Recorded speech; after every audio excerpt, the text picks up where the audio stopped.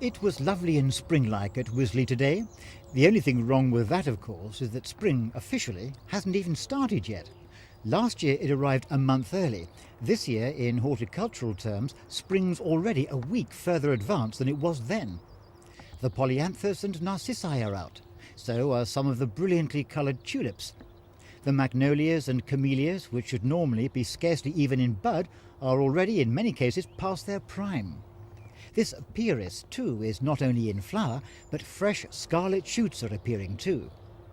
There's no doubt the weather in recent years has been behaving in a most peculiar fashion.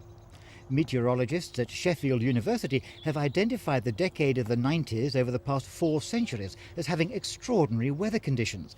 The 1990s are proving no exception.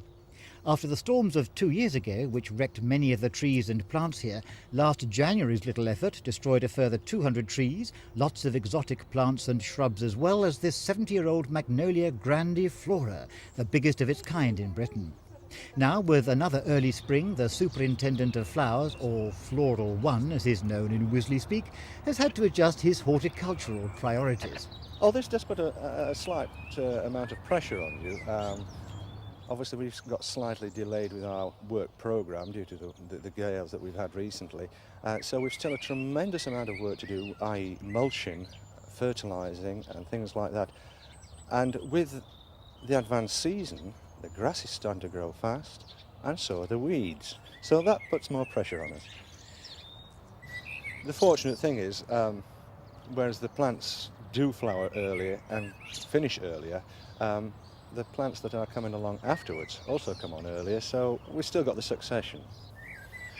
Would you rather that spring stayed where it was and came 4 or 5 weeks later on so that you know where you are, horticulturally speaking? Well, horticulturally speaking, it certainly makes life more easy to be able to plan precisely.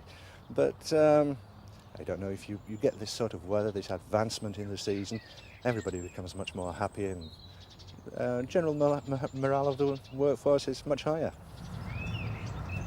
And I suspect that's the case for most of the rest of us too. Christopher Rainbow at the Royal Horticultural Society Gardens at Wisley for Thames News.